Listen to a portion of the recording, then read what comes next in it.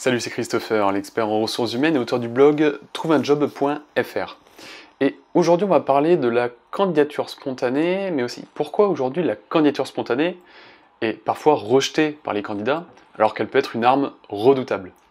Juste avant, je t'invite à t'abonner à ma chaîne si ce n'est pas déjà fait, puisque chaque semaine, je mettrai une nouvelle vidéo qui t'aidera dans ta recherche d'emploi. Une candidature spontanée, qu'est-ce que c'est? Eh bien, c'est le fait pour un candidat d'envoyer sa candidature à une entreprise de manière spontanée, sans forcément qu'il y ait un besoin de poste exprimé par l'entreprise. La candidature spontanée est de plus en plus rejetée par les candidats. La plupart pensent que maintenant ça ne fonctionne plus comme ça, on ne peut plus trouver un emploi avec une candidature spontanée, et puis aussi tout simplement parce que les entreprises ne répondent plus à ce type de candidature.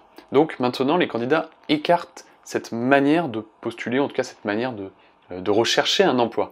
Alors la plupart du temps, un candidat, qu'est-ce qu'il fait? Eh bien, il envoie son CV, sa lettre de motivation, par mail ou par courrier à une entreprise, à un recruteur, et puis eh bien, il attend une réponse.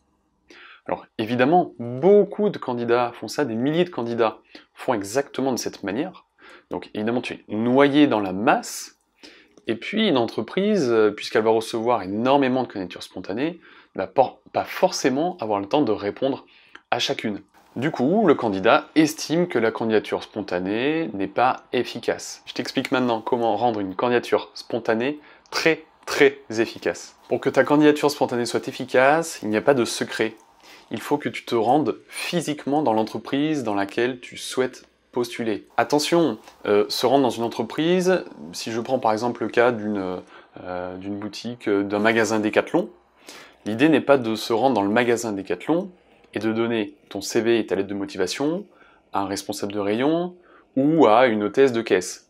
Puisque ça, clairement, ça ne fonctionne pas. Pour que ce soit efficace, il faut que tu te rendes dans l'entreprise et que tu puisses parler, ou en tout cas donner ta candidature à un personnel administratif, idéalement à une personne en charge des ressources humaines, puisque là, il y aura beaucoup plus de chances que ta candidature soit considérée, traitée. En effet, il faut savoir que la plupart des recrutements sont traités évidemment par les RH ou par le personnel administratif, beaucoup plus que par des salariés qui sont sur le terrain, entre guillemets, donc le responsable de rayon, l'hôtesse de caisse ou le responsable du magasin. Attention, je te le dis très régulièrement, ta candidature, eh bien, elle ne s'arrête pas là. Ce n'est pas parce que tu as donné ton CV eh bien que maintenant, il faut attendre une réponse. Non.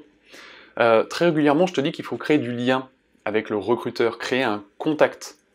Donc, quand tu vas donner ton CV à une personne, du personnel administratif ou du personnel RH, eh bien tu vas demander ses coordonnées, soit une adresse mail, soit un numéro de téléphone. Et donc le lendemain, il ne faut pas hésiter à envoyer un mail de remerciement pour le temps que cette personne ait pu te consacrer, peut-être pour poser une question supplémentaire. Mais en tout cas, il faut qu'il y ait un mail, il faut qu'il y ait un retour de ta part. Pourquoi? Parce que le but, c'est qu'ensuite, la personne que tu as rencontrée puisse à son tour te répondre. Et là, petit à petit, tu crées du lien, tu crées un contact. Ça sert à quoi? Eh bien, ça sert à se démarquer de la masse, se démarquer des autres candidats. Il faut savoir que si un recruteur commence à te parler, il va plus facilement se souvenir de toi, de ta candidature, que de la candidature des centaines de candidats qui ont simplement envoyé leur CV par courrier ou par mail. À ton avis, combien de candidats font cet exercice de se rendre dans des bureaux administratifs, dans des locaux d'entreprise pour donner un CV, pour parler avec un RH? Il y en a très peu. Ça te donne vraiment une longueur d'avance. Alors dans mon exemple avec Decathlon, évidemment ne te rends pas dans un magasin où il y a uniquement des vendeurs, des caissiers.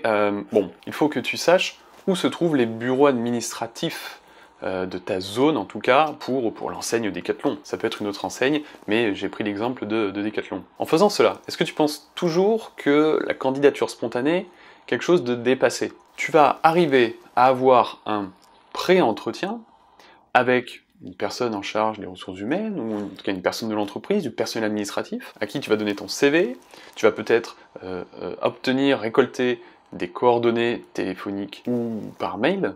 Est-ce que tu penses qu'il y a beaucoup de candidats qui réussissent à avoir ce, entre guillemets, ce pré-entretien, puisque c'est comme ça qu'on doit l'appeler? Eh bien, il y en a beaucoup, trop peu, et c'est la raison pour laquelle la candidature spontanée ne fonctionne pas. Mais si tu suis chacune des étapes que je viens de te donner dans cette vidéo, tu multiplies tes chances d'avoir un second entretien, en tout cas un entretien d'embauche, en tout cas que ta candidature soit retenue et que tu te sois démarqué des autres candidats. Et c'est bien le but aussi d'une recherche d'emploi, c'est de faire en sorte que son profil puisse être davantage mis en avant par rapport aux autres. Voilà, si ce n'est pas déjà fait, je t'invite à télécharger mon guide « Donne une bonne image aux recruteurs » et d'ici là, je te dis à bientôt. Ciao!